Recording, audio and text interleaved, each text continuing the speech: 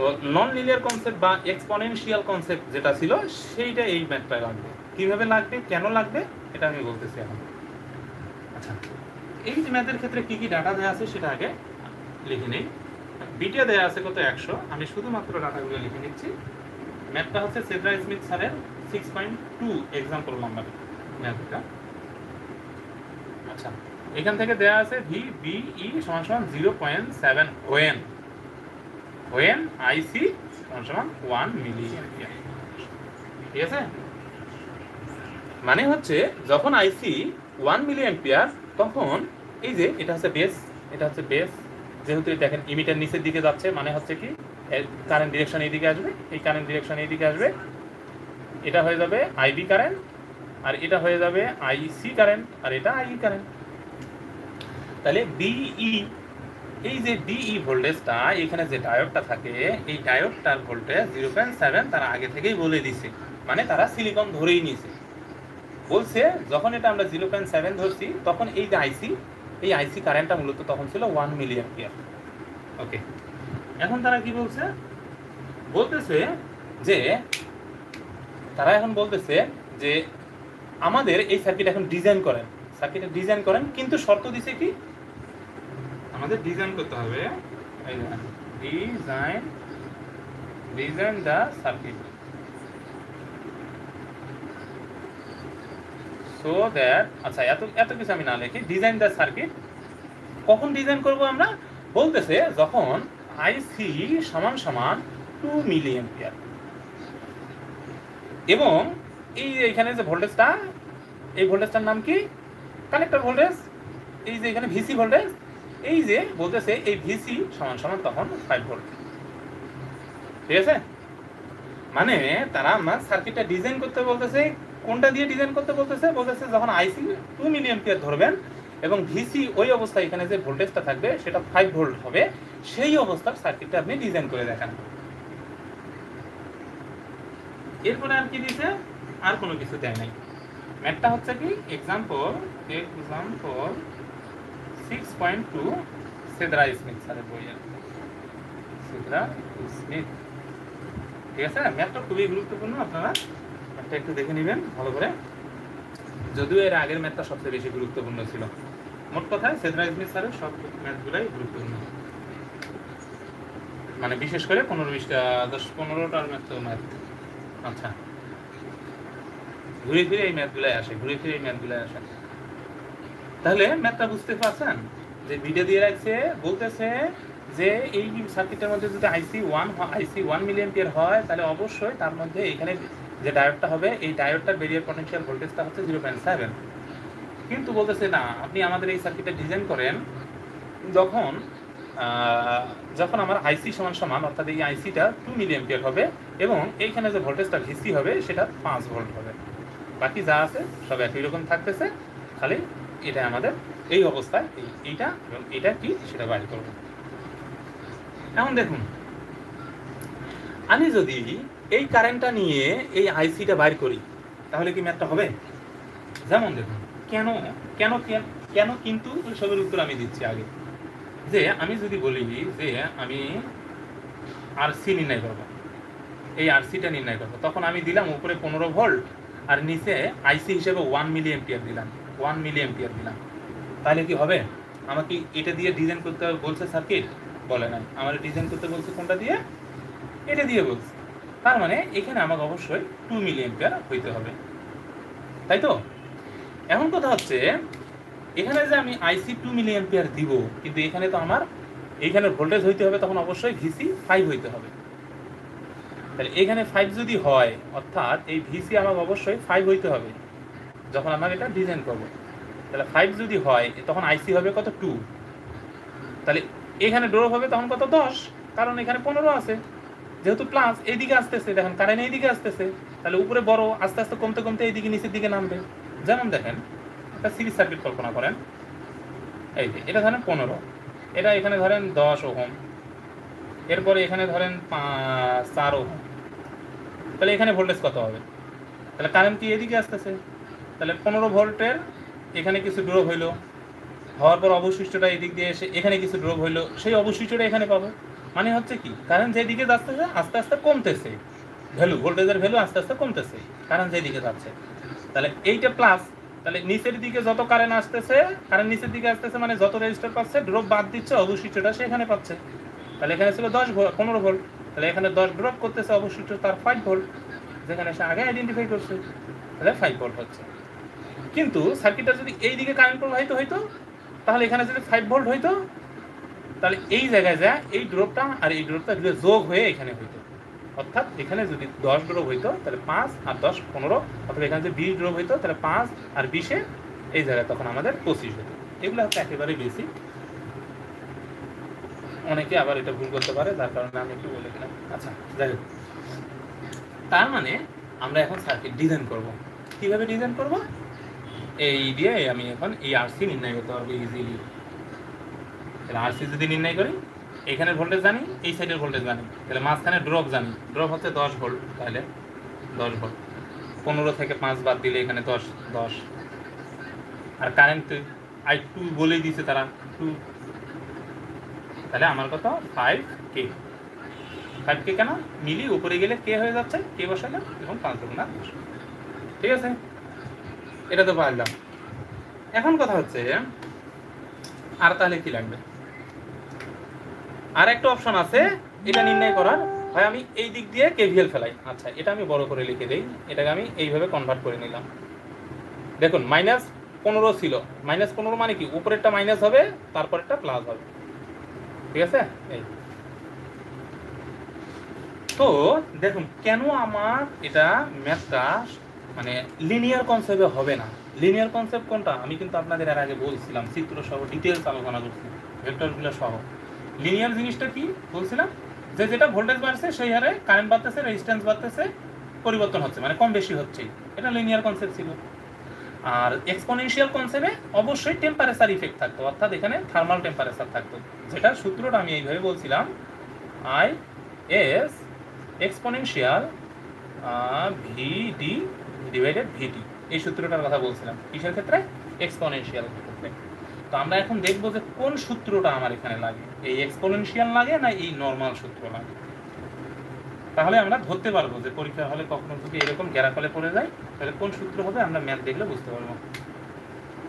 আচ্ছা তো এখন আমি জানি না যে এখানে এক্সপোনেনশিয়াল যে ম্যাথটা হবে এর কোনো ক্লু দেয় নাই তারা, খালি দুইটা আইসি দিছে এটা বুঝলাম, এখানে একটা আইসি দিছে, এখানে একটা আইসি দিছে, কিন্তু এই যে আইএসটা তো দেয় নাই, অর্থাৎ এক্সপোনেনশিয়ালের যে এই যে ভিডি ভাগ ভিটি, যেটা আমরা স্যাচুরেশন কারেন্ট বলতাম, এই যে স্যাচুরেশন কারেন্টটা, এই স্যাচুরেশন কারেন্টটা তো তারা দেয় নাই।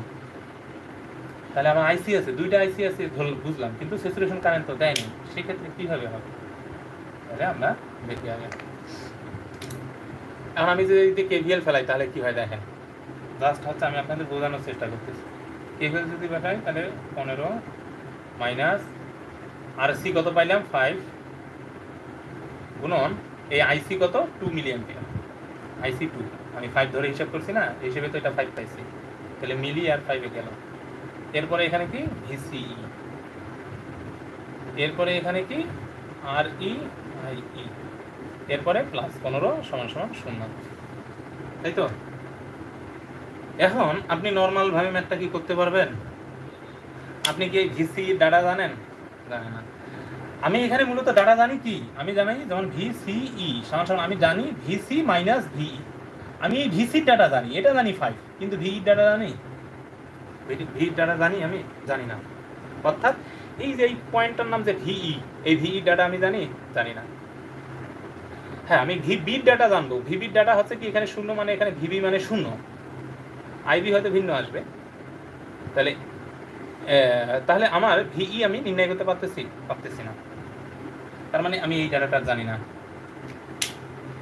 এই ডাটাটা আইই জানি, আই আমি বাইর করতে পারবো, যেহেতু আইসি জানি, আইসি দিয়ে আইবি বাইর করবো, আইবি দিয়ে আইই বাইর করবো। আচ্ছা কিন্তু আমি আরই জানি না, তার মানে এই ডাটাটা জানি বাট এটা জানি না, তাহলে এটাও জানি না, এটা জানি না, তাহলে আমি কীভাবে ম্যাথটা করবো, ম্যাথটা কি করতে পারবো এই নর্মাল এই কেভিএল বা লিনিয়ার কনসেপ্ট দিয়ে করতে পারবো। আচ্ছা আরেকটা হচ্ছে কি, আমি এই সাইড দিয়ে বুঝলাম যে কত করা যাচ্ছে না, তাহলে দেখি এই সাইড দিয়ে করা যায় কিনা। আচ্ছা দেখি এই সাইড দিয়ে করা যায় কিনা, মানে এটা যে যাচ্ছে না এটা আমরা কনফার্ম, অর্থাৎ এই কনসেপ্টটা এখন আর খাটতেছে না, কারণ আমি এই ডাটাটাও জানি না, এই ডাটাটাও জানি না। এবার আরেকটা কনসেপ্টে ঢুকি যে এই দিক দিয়ে কেভিএল ফেলাই, তাহলে এটা কত? 0। এখানে কত আছে? 0.7। এখানে কত আছে? মাইনাস আইই আর ই প্লাস 15 = 0।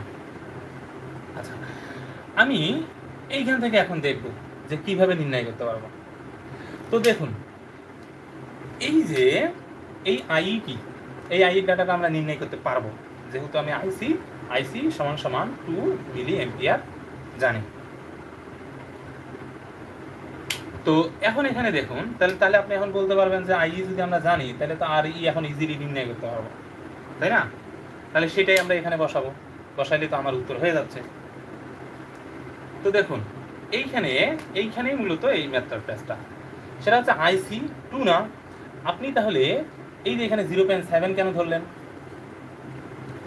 আপনার যখন আই 2 হবে, এই আইসি 2 হবে, আইসি 2 হলে যদি আপনার আইসি 1-এ দেখেন 1-এ আপনার 0.7 আছে, তাহলে আপনি 0.7 কেন এখানে বসাইলাম? এটা তো 1-এর ডাটা, আমার তো 2 মিলি অ্যাম্পিয়ার আছে আইসি, তার মানে আইসি যদি পরিবর্তন হয় এটাও আমার পরিবর্তন হবে। তাহলে এইটা কি পরিমাণ পরিবর্তন হবে, এই পরিবর্তনটা মূলত আমাদের এই ডাটাগুলো দিয়ে বাইর করে নিতে হবে, যে আমার আইসির ভ্যালু যদি 1 মিলি অ্যাম্পিয়ার হয় তখন এই ডাটা হবে, তাহলে আইসির ভ্যালু 2 মিলি অ্যাম্পিয়ার হলে কি হবে এই ডাটাটা, এই ডাটাটা আমাদের বাইর করতে হবে। যদি আমি এই ডাটাটা বাইর করতে পারি তাহলে এই ডাটাটা তো কমে যাচ্ছে আমার, তাহলে ইজিলি আর ই নির্ণয় করতে পারবো। তাহলে আমাদের উদ্দেশ্য কি? আমাদের উদ্দেশ্য হচ্ছে যখন আইসি 2 হবে তখন, অর্থাৎ এটা যদি আমি 1 ধরি আর এটা যদি আমি 2 দেই, তাহলে এই 2 অবস্থায় আমার VDE কত সেটা নির্ণয় করা। আর এই VB যদি পাই তাহলে আমরা ইজিলি ম্যাথ এখানে কেভিএলটা ডাটা বসাই দিব, দেখবো যে আমরা আরই পাবো। যদিও বাইরে আজান দিচ্ছে, তো আমি খালি এই ম্যাথটাই আপনাদের একটু বুঝিয়ে দিয়ে ক্লাস শেষ করে দেবো আজকে। একটু অপেক্ষা করি।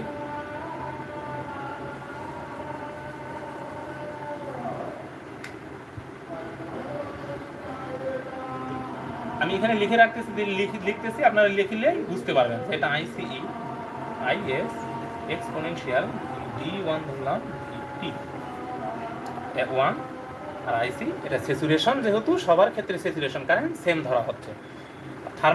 থার্মালও সবার ক্ষেত্রে একই হচ্ছে। থার্মাল আমি কনস্ট্যান্ট ধরছি, যা আমি ইতিপূর্বে আপনাদের বলছি যে 25 মিলি অ্যাম্পিয়ার অথবা কোনো বইয়ে 26 মিলি অ্যাম্পিয়ার ধরা হয় কমন হিসেবে, এটা মুখস্থ রাখবেন। তাহলে এই VD1 আমার কত? 0.7 আছে। কোনটা? এই যে 0.7 মানে তাহলে আইসি 2 এর ক্ষেত্রে কি হবে? আইএস এক্সপোনেনশিয়াল VD2, আমি তো জানি না VD2, কিন্তু VT জানি, এই যে VTটা জানি, তাহলে এই VT একই VT। এইটা ডাটা কত? 1 মিলি অ্যাম্পিয়ার। এটা ডাটা কত? 2 মিলি অ্যাম্পিয়ার। এটা ভাগ দিলাম, এইভাবে ভাগ দিই, আমার ইচ্ছা মতো দিলাম, তাহলে এটা কাটা যাচ্ছে, তাহলে এটা কেটে দিলাম, একই ডাটা যেহেতু।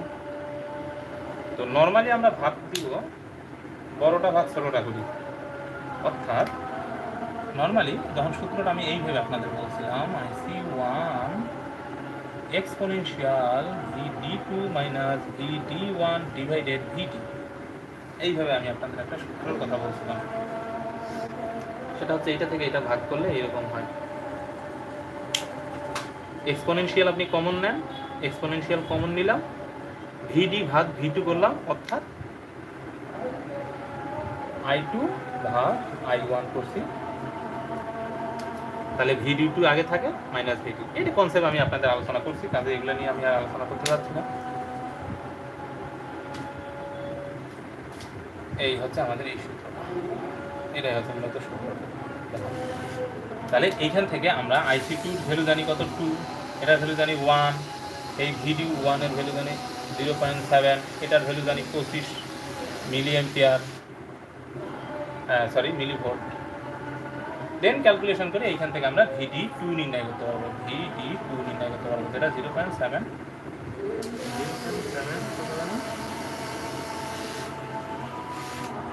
17 এইরকম একটা ভোল্ট আসবে VD2। মূলত এইটাই হচ্ছে এই ম্যাথটার লজিক, কেন আমাদের লাগবে সেই জিনিসটা।